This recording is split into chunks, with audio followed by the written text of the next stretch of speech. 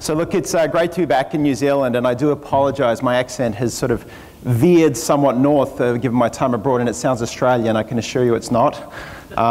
So just get that out of the way. I want to go back today to when I was a kid, and I know many of you will have know this game and have played a lot of time on it.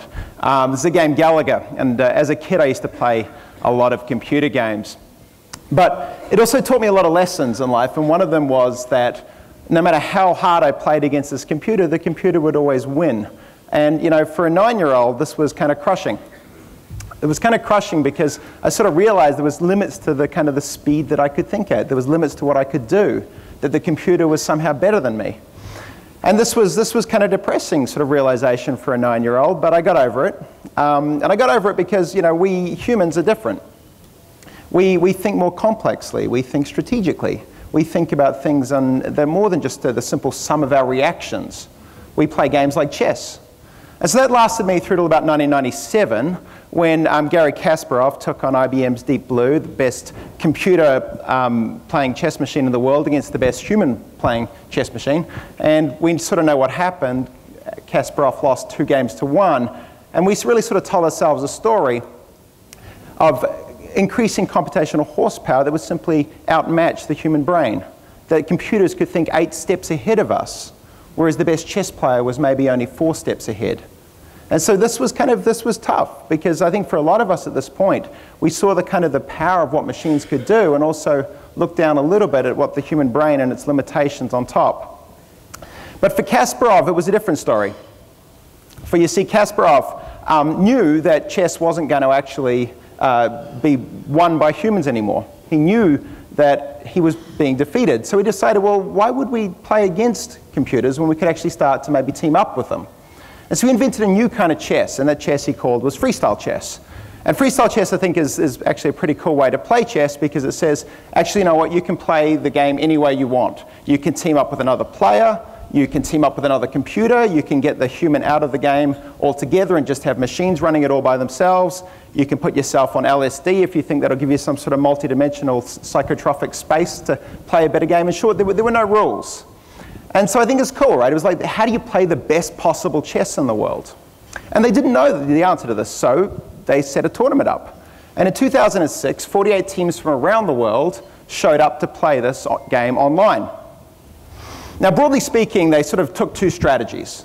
You can think of the first strategy was the headless strategy, where they said, humans are kind of useless in this game. Computers are going to do all of the work for us, and humans are a hindrance. So that was one of the strategies.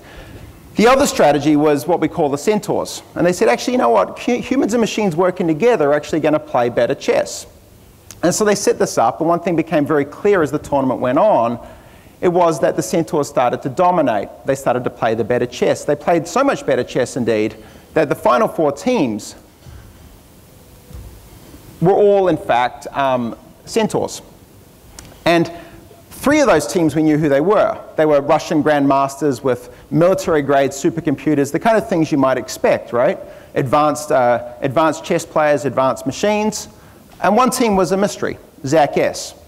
And as the games went on, they played against each other in the finals. It became clear that Zacchaeus was playing some pretty interesting chess. It was playing some pretty creative chess. It was a little bit unorthodox, but ultimately it was winning chess. And at this point, everyone expected Garry Kasparov to come forward and claim his title, because it's Garry Kasparov, and that's perhaps not unsurprising if you know the man. However, the truth is a lot more interesting. You see, Zacchaeus wasn't Garry Kasparov. It wasn't even a grandmaster. It was 2 amateur players, one of which was a soccer coach, one was a database administrator, and they were playing on 3 consumer-grade computers, one of which they'd borrowed from their dad. And what they'd done is they'd taken on and beaten not only the best machines in the world, but they'd beaten the best combinations of grandmasters and machines. And it's like, you know, the amateurs showing up and winning the world title. And when we look back at this, we sort of started to understand what they actually did here. You see, they were not so, I guess, proud of themselves to know that they always had the best answers. They knew when to defer to the machine. But at the same time, they knew when they should trust their own instinct. In short, they weren't so much playing with the machine as they were sort of driving it. It was this combination of interaction together. And they simply did that better than anyone else. And so what we find is that it's not really a story of artificial intelligence for the world's most difficult problems. It's in fact one of augmented intelligence. There's combinations of humans and machines working together to solve some of the world's most difficult problems. And we see this out across in a range of different areas, one of which is particularly interesting, is chess, but we'll get to a couple of other ones. Before we do that, I want just to kind of have this little mental model in your mind. We can kind of think of augmented intelligence as taking a complex world and using mathematics to reduce the dimensionality of it down. And on the other side, we can think of using tools like visualization to enhance the dimensionality which we as humans can perceive. The idea being that, I think everyone's safe there. The idea being that somewhere in the middle of that, we can actually wrap our heads around the complexity of the world that we're in. So one of the places it's actually used is weather prediction. And weather prediction is actually a fascinating space for those that know a lot about weather, because it's non-linear, it's chaotic, it's dynamic, and it's very difficult. But that hasn't stopped us trying to predict what the weather's going to be. The nice thing about people predicting the weather is they actually keep records of how well they do. So we can look at that and actually see over time how we've improved at predicting the weather. And you can see here the top line there is the 36-hour forecast, and then the red line below it is the 72-hour forecast. And you can kind of think of the vertical line as accuracy. This is one of my favorite graphs because it takes something that was said to be impossible to predict back in the 1950s, taking it forward to something that's pretty commonplace today. We've got better at doing this almost linearly over time. And we've done that largely because we've thrown huge amounts of computational power at this. Indeed, the computational power difference from the IBM 701 back in the 50s to the supercomputers of today is around about a 15 billion-fold increase in computational speed. So we've thrown 15 billion times more computational power to generate a roughly linear increase in a nonlinear system, which is quite beautiful, really. But what about us as humans in this? Right? Surely we've thrown this much computational power at this, there's got to be no room for humans. So interestingly, we start to look at this equation. Now, again, the nice people at the US Weather Forecasting Service not only kept records of how well the models did, but they also kept records of how well the models did and how much change, if any, the computers had once the humans interacted with them. And so this graph here starts to kind of show that. And we see here, we can actually see in the blue, we've got the machines only making their predictions. And then on top of that, you see when humans interact with those machines, when they change the models, when they change the output, they're actually getting better performance. And over this time period, the computational power has increased time and time and time again. And each time it increases, we say, well, there's got to be no more room for humans. The humans surely are going to get superseded. But somehow, humans interacting with this data finds that little bump, that little performance improvement. And whether it's weather prediction, or it's chess playing, or it's other complex spaces, again, we see it time and again. For the world's most difficult problems, humans and machines working together come up with the best answers. For me, I spend a lot of my time applying this technology of augmented intelligence to a messier subject, one of conflict in Iraq. And I spend my time looking to try and understand the dynamics of insurgency, using these techniques of machine learning and artificial intelligence coupled with traditional human strategy to figure out what was going on. And to do that, we needed some data to try and get our heads around what was happening. And of course, with this accent, you can kind of guess that that data wasn't easy to come across. Indeed, that was not allowed at all. And so I remember kind of sitting back at my dorm at Oxford and watching the news and watching the information kind of tick across the bottom of the screen as it came through. And I remember thinking to myself, there's actually data contained within this. There's actually information that we can see and we can observe. And I thought, well, if we can train computers to pick up this information, to extract out the events as they unfolded, that 3 people died or 5 were injured, and where it happened and when it happened, perhaps we could build up a database. Well, this is exactly what we did. We put this together and actually started to build an open source database by putting computers out to read this information, to extract data from the news all around us. And as we did this, we weren't quite sure how good it was because the Pentagon wasn't really opening up to tell us about the data that they had. So we're actually able to compare this and see it kind of unfold. This may or may not work. Maybe it'll work. No. No. All right. There was a visual there. That's all right. There was violence. What we're actually able to do is compare and see how it worked. We're able to see that the data that we had collected from computers and machines was about 81% of what the US military had. This is what happened when Julian Assange and WikiLeaks released the entire significant events database from the US military in Iraq.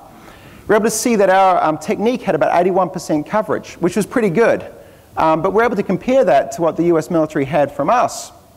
We're actually able to see that it actually had 70% of our data.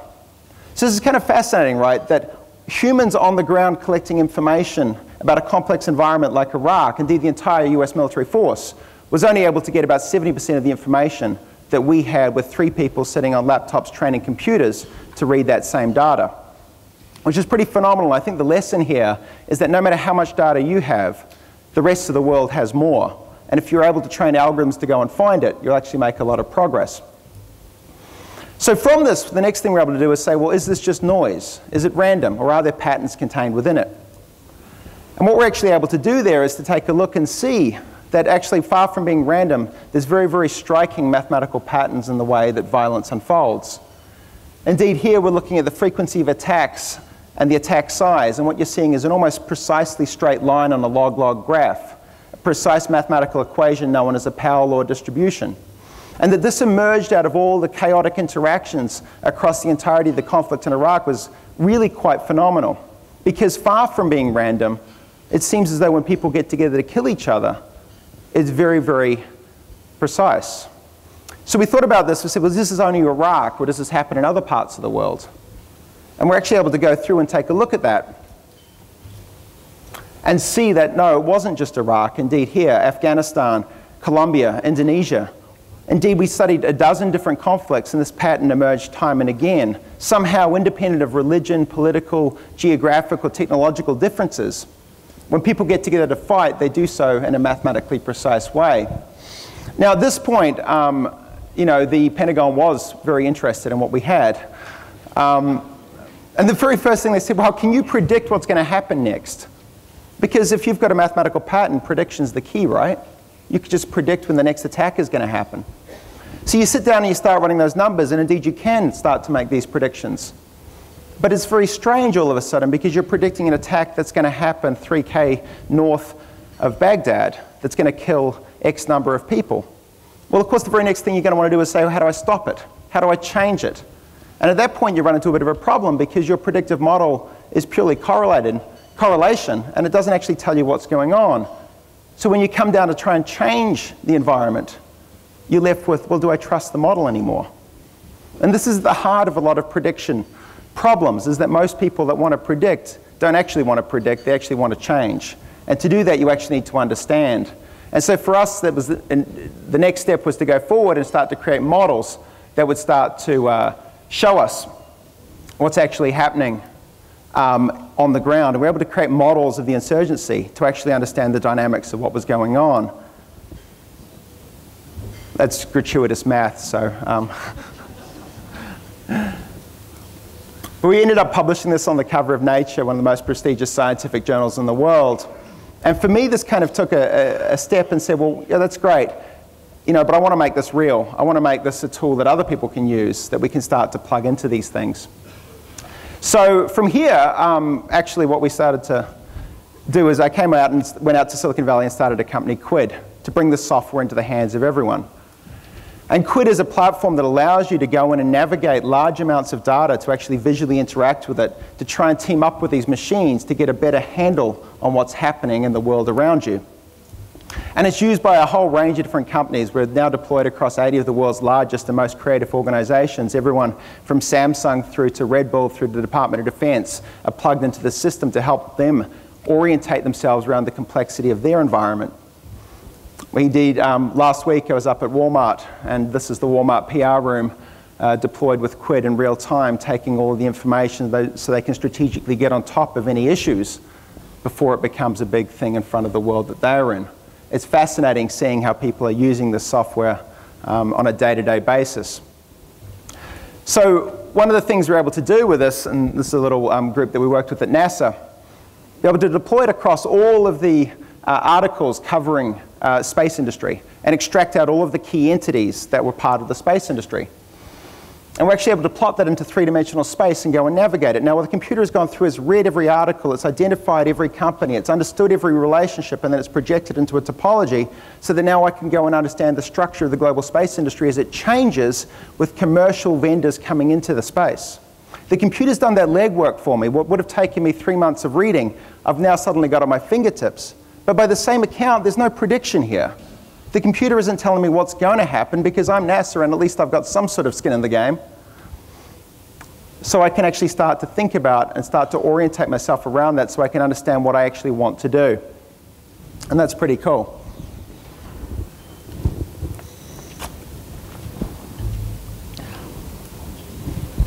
So from here, I think what's sort of interesting, I've shown you some of the capabilities, but of course we're all in the agriculture space. Right, so let's see this thing running on agriculture data. If I can change it. Here we go. So I was sort of charged with the task of deploying the software to go and understand agriculture. And, you know, caveat emptor, I don't really understand the stuff. So, you know, we'll see how well I do, right? But what we did here is I took all the venture capital that went into agri-tech over the last 5 years, all the companies that they put money into, and said, well, let's start to wrap our heads around this. Why? Because this is real money going after real commercial products, and these products will start to emerge into our market over the coming years. So when we look at that, we actually see we've got around $9.8 billion being spent on this. And that cuts across 798 companies over 44 different countries. So you look at this, that's a whole lot of money that's gone into disrupting the world of agriculture.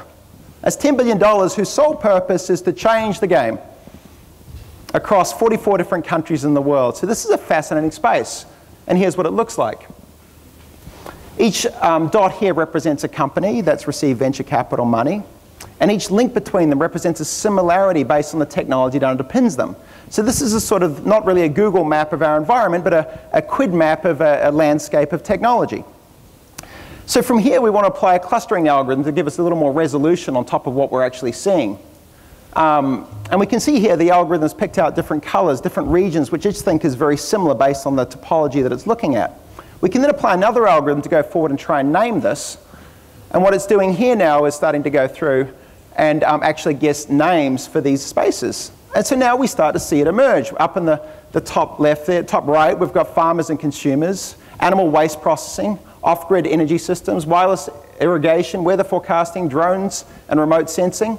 As you come around the bottom, you've got big data, farm software, herd management, livestock health, bovine collagen, biopharmaceuticals, and in the middle, GMOs and machinery.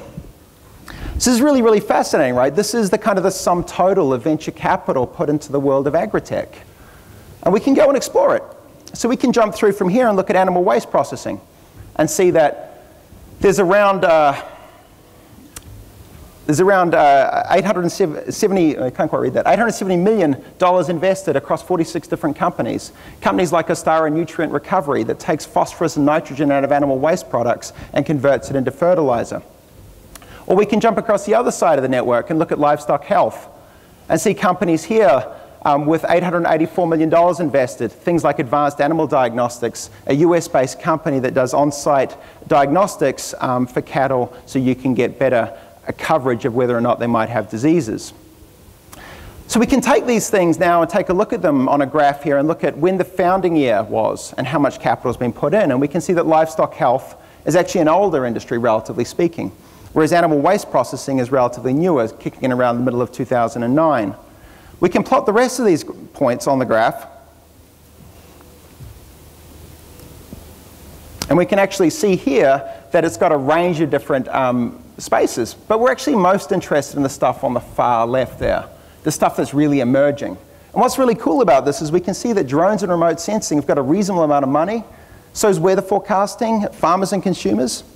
But we really want things that are new but have also had actually a reasonable amount of capital injected into them. And so that actually gives us two kind of key areas, drones and remote sensing and farmers and consumers. So we can take these and go back to our network and actually zoom in on them. And see, farmers and consumers here, this is really about technology that's changing the relationship between consumers and farmers. So what does that look like? Well, we look at things here like FarmerGo and Flocom, two different ends of that spectrum. Farmago is really fascinating, $26 million invested to really, by its tagline, ditch the supermarket, to connect consumers to farmers directly so that no supermarket is intermediating that behavior. And if this happens, this could be really revolutionary in the way that consumers actually end up purchasing their vegetables or their meat. On the other side of this, quite a different kind of company, we see here is Flocom. And you can read that, consumer-grade cannabis straight from farms to your home. That's a San Francisco company. But I think this is particularly interesting. It's only had about $300,000 invested. But there is no distribution channel for cannabis. There is no distribution channel for marijuana. And so they're actually having to create that relationship with farmers straight off the bat. And as these things come through, it can actually maybe leapfrog the entire supermarket thing and start to change the way we actually purchase these products. So I think this is really fascinating to watch. As we jump forward there, the other one that I think here is particularly interesting is Grove at $4 million. $4 million invested, also a very successful Kickstarter campaign. We'll get rid of the farmer at all and put it straight in your house. A modular, reusable, rechargeable system, world-class LED grow lights with an aquaponic aquarium underneath to create a little ecosystem in your house to produce the best fruit and vegetables for yourself. Again, we'll start to see these things start to emerge, changing the relationship between consumers and farmers. On the flip side of that, we can go down to drones and remote sensing. This is also a lot of capital and also very, very interesting. We can look there and we see two big ones jump out. Remote sensing, Planet Labs, $160 million. Orbital Insights at 8.7. Planet Labs, San Francisco-based company, literally scanning the world every day, updating images and satellites as we go along. That next year they're on track to actually have the largest global satellite fleet in the world.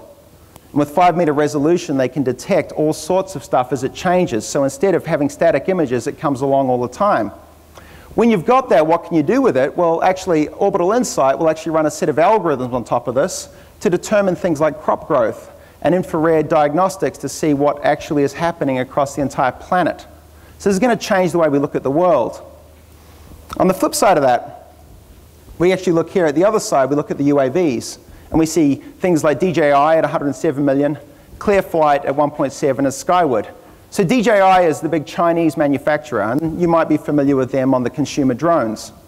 But they've actually got a very, very advanced developer platform that allows you to program these things to do almost anything. And $107 million based out of China, this is probably going to be one of the dominant players in the coming years.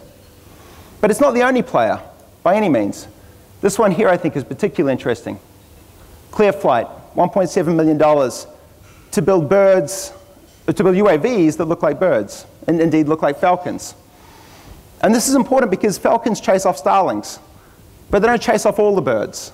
And so they're building robots with a very, very specific task to mimic animals to try and change the ecosystem that they're involved in. Now, there's been a lot of debate with UAVs because, well, they're actually kind of difficult, and when they crash, they can be dangerous. So this other kind of thing is key to the space. This is drone flight management. Skyward company out of Oregon, $2.1 million to actually make it very easy to file flight paths and regulate and register your drones. And so as we think about this, this is going to be an important piece of that puzzle. So I want to go through the final bit here. We've looked at that, but what about these emerging spaces? Things that are kind of really right at the cusp. I think these are quite fascinating, and particularly herd management. And herd management, we can zoom in on that space. And we actually see a couple of New Zealand companies in here, LAC Automation and Z-Tags, actually looking at technologies to automate the production of milk or to track the animals in your herd so you can actually get data and feedback on top of them. This is a very new space as far as venture capital is concerned, but it's one that I think we're going to see a lot of interest, a lot of excitement, and it's great to see some New Zealand companies playing in that. I want to finish with the GMO debate. We analysed about 300,000 stories here over the last 12 months to actually look and see, well, what are the conversations that drive the narrative around GMO? What's actually going on when we talk about this?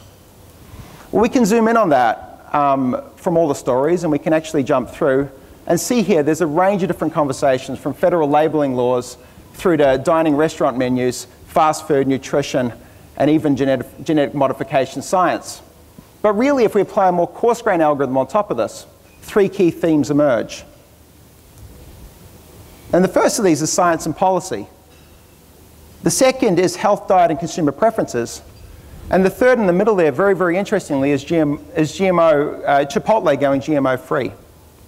Actually bridging those two conversations between science and policy and health and diet and consumer preferences. So we can look at that temporally and actually see, well, there was a huge amount of conversation there, but it hasn't really lasted. It sort of peaked up in May, but it really hasn't continued on. So is this a flash in the pan, or is this something that's really real? And these are the kinds of things that we need to really wrap our heads around as we start to understand the global conversation that's going to have as big an impact on the technology as the money that goes into it. And you can see the sentiment there around nutrition and diet being very, very positive, the pesticides and Monsanto being very negative, and a sort of a mixed response around the US policy regarding GMO. So these are kind of a few examples of what we can do very quickly to ramp up the software to try and understand the dynamics of the world that's around us. And I want to kind of leave you with the thought there, is that as we navigate our complex environment, we have to make decisions that are going to fundamentally change industries. And the human brain isn't going to be able to do that all by itself. But by the same token, I'm not going to sit here and say that machines are going to come and save the day for you, that there's going to be a big red button that you can push and an answer magically spits itself out. We're going to have to learn to work with these machines to wrap our heads around this so we can figure out not just how to predict what's going to happen next, but actually sit down and make the change that we want to happen next. So thank you for your time, and I think we've got questions.